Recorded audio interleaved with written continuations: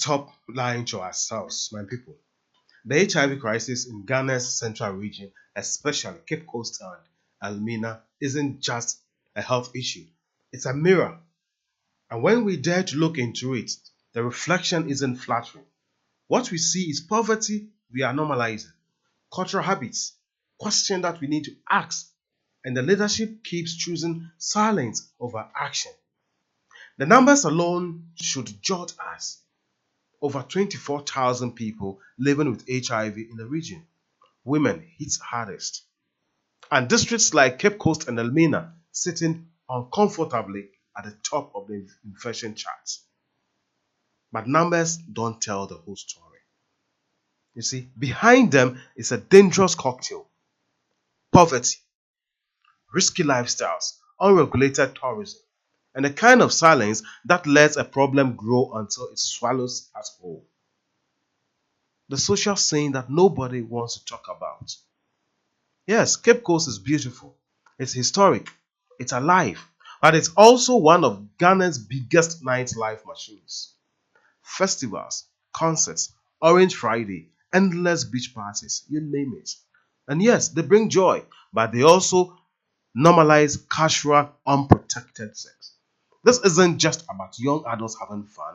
You're talking about teenagers, 12, 13, 14 years old, being pulled into worlds where alcohol flows like water. Drugs are easy to get, and sex is treated like currency. This isn't recklessness, this is survival. When poverty turns risk into survival, what do you think?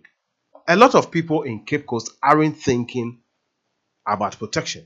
They are thinking about dinner, having fun. Unemployment is choking up opportunities.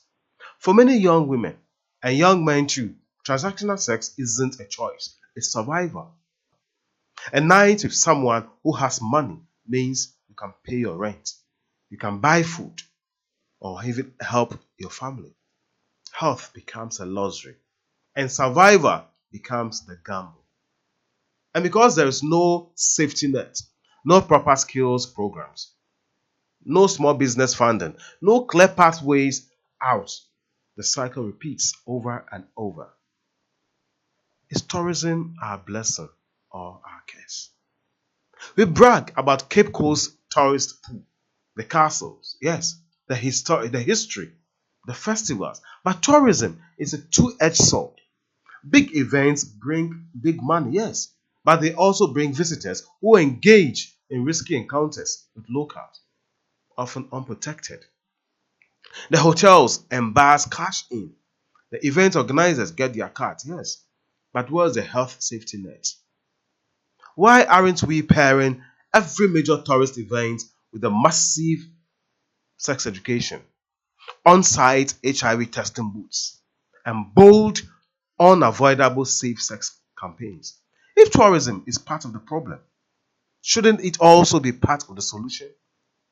This is a definite silence of our leadership. Health officials know the numbers. They see the reports, but the streets, the beaches, the festival grounds, they don't hear them. No bold campaigns, no persistent visibility in the spaces where the risk is highest. Parents don't talk about it because it's shameful. Community leaders focus more on the next ribbon cutting than the next infected teenager. My goodness. Even the diaspora, quick to share nostalgic photos of home on Instagram, aren't putting money into programs that could protect the very home they romanticize.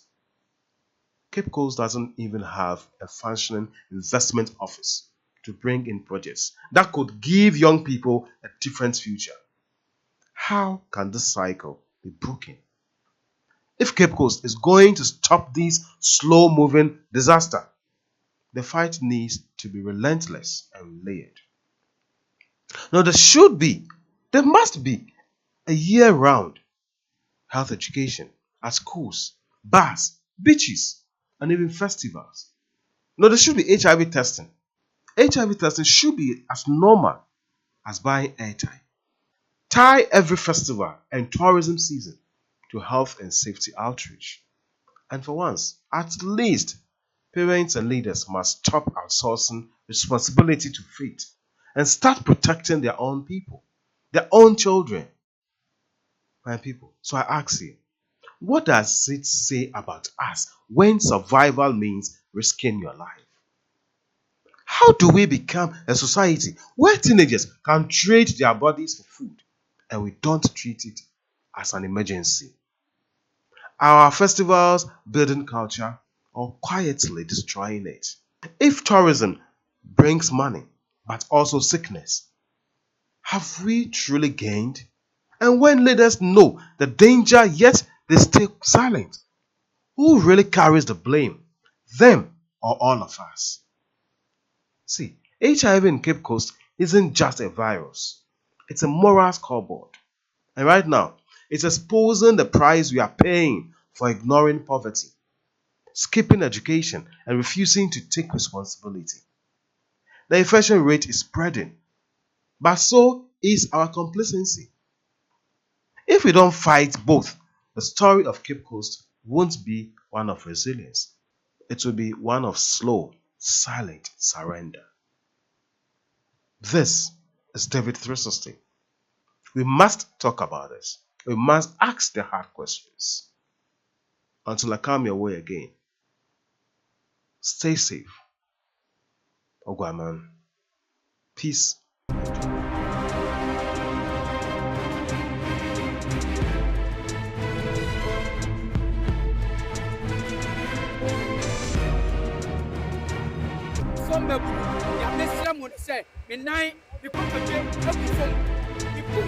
Not yes,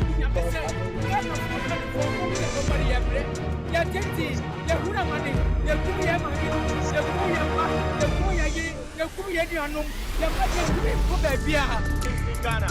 And secondly, as Ghanaians, we heard there is a man from Nigeria claiming to be, according to the Ghana National Council, he is claiming to be a king.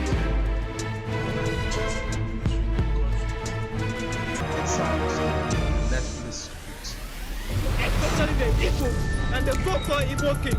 This is a message to him. He is to be very, very vigilant. Not